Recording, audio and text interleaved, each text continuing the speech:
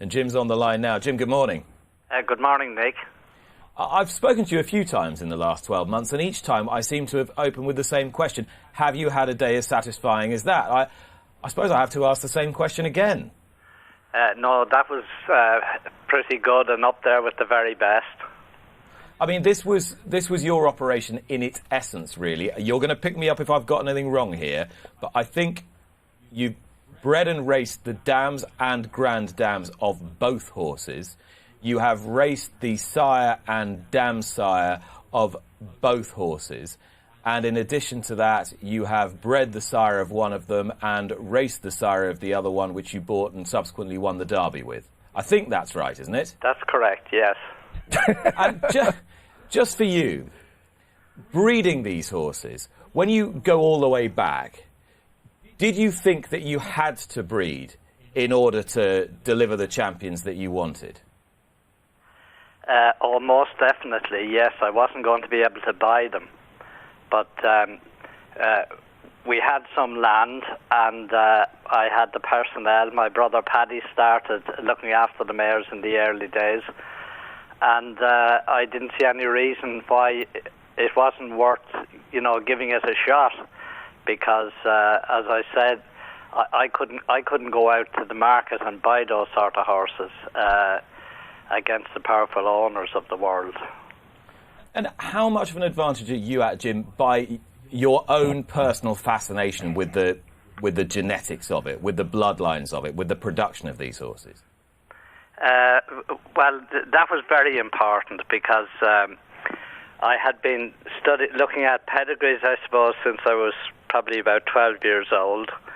And I had a fairly good idea of the type of pedigree that produced horses that could win classics, and I always set the target fairly high. It was group winners and classic winners that I was after, but I didn't think it would take as long as it has taken. But however, we've got there now at this stage. You say you had an interest from when you were 12 in pedigrees. What was it about it that fascinated you so much? Well, I suppose Vincent O'Brien would be responsible for a lot of it, because as far as racing was concerned. But I grew up on a farm where we had 4 working horses, and one of those was by a thoroughbred. So I was fascinated with even their pedigrees at that stage. The other 3 were by Irish drafts. So, I probably had an inquiring mind, and I was wondering where they came from. Mind you, it was a little bit the same with the cattle and the cows, but the pedigree aspect of it always interested me. And sure, in the humans, I'm interested in history, so I suppose it all ties in. Perfect yesterday with McSwiney as well. We spoke a lot about that when he won the Verton Futurity. I'll come to him in a moment. I just wanted to ask you a little bit more about the breeding, though, because I do find it fascinating. When did you first think, I can do this, I'm on to something here? Very early on. The first few mares that we covered, they bred winners. And as the mares got better, then the winners got better. And at that stage, then I would have realised that yes, I can do this. But probably like most breeders, I made plenty of mistakes, or maybe I'm being a little bit hard on myself when I call them mistakes. But as you know, even full brothers and full sisters don't exactly excel on the track to the same extent. So that it's a little bit like dashing a wall. You throw plenty of it, and some of it is going to stick. And it's a bit the same with breeding horses, in my opinion. You won't get it right every time. It's not that easy, and it's definitely a game of pure chance. Jim, you said the word experimental there. Neil Channing talked about how very few trainers would think about running a horse in all 3 Guineas, as Poetic Flair did, and so nearly won yesterday. Would you describe your methodology as somewhat experimental in training the horses as well? Well, very much so. The 3 Guineas came about the year that I had Finchgale Bio. Yeah. Michael Ryan, her owner, was game for anything. You know, if I suggested we'll try this one on the moon, he'd want it up to transport. But so that, you know, he was easy as far as persuading him then that this was possible. In the end, it was a few showers of rain in France that cost us the French Guineas. Otherwise, we would have had all 3 with the first attempt. So, owning this horse ourselves, then I didn't have to discuss it with anybody except my wife and family, and we realised that, you know, this was a very talented horse with a lot of durability about him, and he's tough, and he could take it. And apart from the little bits that we got wrong in France, and then beating him ourselves with a different horse, we could have had the 3. So it is possible. His form didn't alter between winning your Guineas and running at the Curragh yesterday. The form was still there, and with a little different circumstance, he could be the winner of 3 Guineas today, and that would be fairly unique. And if I want to be commercial then as well, it would be some selling point. Yeah, I'll come to that in a moment. What I want to know is, if I'd had a camera on you through the last furlong of yesterday's race, what would I have seen? Probably you'd call me a moron, because I don't show a lot of emotion. You'd want to have it on Jackie. She'd give you more excitement than I would. But inwardly, I'd be very, very pleased, and of course relieved that everything went right, or nearly right. I guess what I was driving at was, were you or Jackie, or both, cheering for one or other horse?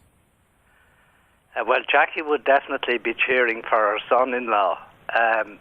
I'd be cheering for, you know, a good result, and a good result would be a 1-2. Like I said earlier in the week, that whatever beats Poetic Flair would win the race, and it's not often I'm right, but I was right on that occasion. You were, and the horse, of course, was McSweeney. We're having a look at him coming in now with Rory Cleary on board. One thing that really struck me, particularly given how you were saying you needed to run him before the Derby, was how hard and straight and true he ran to the line. How encouraged were you by the way that he raced, as much as the fact that he won, with a view to things down the line? Well, as they'd say in the west of Ireland, I was mighty impressed with him. I thought that, you know, he stuck to the task really well, and any horse that wishes to take him on and beat him in the future will have to be up for it, because he isn't going to give in easily. He looks dead straightforward the way he races. I was very struck with the interview with your daughter Una after the race, and she said he really is like that at home as well. Are there many horses who have those characteristics on the racecourse and off the racecourse of this calibre? Well, I'm very fortunate in that the 2-3-year-old colts that I have at the moment, the talented ones, they both have great temperaments, and they can take anything that I throw at them. They're only different in the amount of work that they take.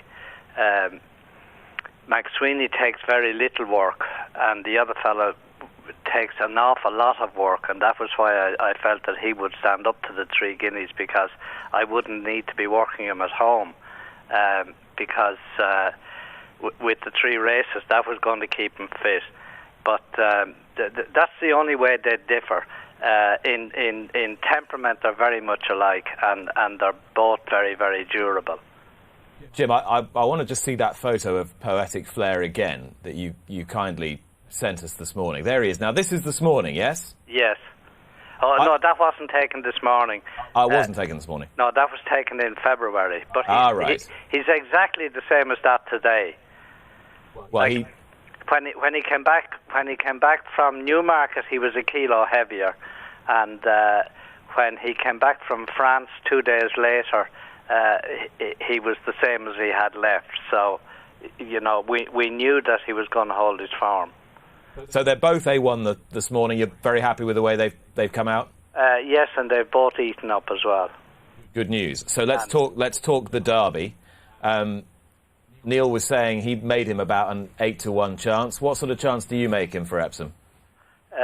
Well, I'm the world's worst punter, so asking me what price he should be now wouldn't get a very knowledgeable answer, because I'm not even sure who and what will line up yet and what will happen to them in the meantime. But I'd say, having said all that, I'd say 8-1 is probably about fair. I suppose I could phrase it a different way. I suppose I'd say, how many horses do you think there should be ahead of him in the market? Well, sure, in my mind, there isn't anything ahead of him. I think the form is there now. I said after your race in Newmarket that it was the best race, and I probably should have said the most important race in the world. And our Guineas is the second most important race in Ireland. The Champion Stakes at Leopardstown, I would have to admit, is Ireland's top race. But our Guineas is very close behind that. And don't forget that New Approach was second at the Curragh, and then he went over to Epsom and won the Epsom Derby. You mentioned the commercial potential of these horses a little bit earlier on, and I wanted to pick up on that a little bit. What plans have you got formulated already for either or both beyond their racing careers? Well, along with not being a very good punter, I'm certainly not a good commercial planner either. I believe in letting things happen, and we'll get on with the racing in the meantime. Okay, so with Poetic Flair, is he going to run in the St James's Palace next? I'd say there's a good chance that he will, but it depends on how he gets on in the meantime. But I'd say he's more likely to turn up there than not. And will it be a mile through and through all season for him? I think so, yes, yeah. The only thing that might cause us to divert from that would be your 1.25 mile race at Sandown, the Eclipse. The Eclipse. Yeah. The Coral Eclipse. But then I have to keep that in mind for Max Swiney as well. Now that he's shown himself to be so effective at a mile, he'd probably be equally as effective at 1.25 miles or maybe better. We spoke after the Verton Futurity about the fact you'd waited to name a good one, Max Swiney, and you said that you'd had contact from Max Sweeney's relatives, is that right? Descendants? That's correct, yeah, his grandson. And has he been in touch today or last night? No, he usually communicates by email, and it's usually a couple of days afterwards. And for he's down in Kerry most of the time, and I don't think he's too clued into racing, so it might take a few days for the Bush Telegraph to get word to him. I fancy it won't be too long, Jim. And just for those who aren't familiar, just remind us why you named this horse Max Swiney and why it means so much to you. Well, he's an Irish patriot who was Lord Mayor of Cork and was arrested by British forces and imprisoned, and he went for his activities in trying to secure independence for Ireland. And he went on hunger strike, and there was no change in the situation all along. Your people held out, and he died on hunger strike in Brixton Prison 101 years ago this year. So I always had in mind that I would name a horse after him, but I needed to have the right horse, and the timing had to be right. So anyway, I decided that Max Swiney was the horse, and we're most fortunate that we got it right. And now that I realise how difficult it is, I'll be very loath to try it again, because if I got it wrong, it could be serious. Well, you got it right this time, Jim, and if there's one thing he and his namesake both appear to show, it is great resolution. Thanks so much for your time this morning. Well done. You're very welcome. Thank you. Subscribe to Racing TV to be notified when more Luck on Sunday videos are appearing online. And don't forget to join me for the show every Sunday morning from 9 o'clock with the best guests.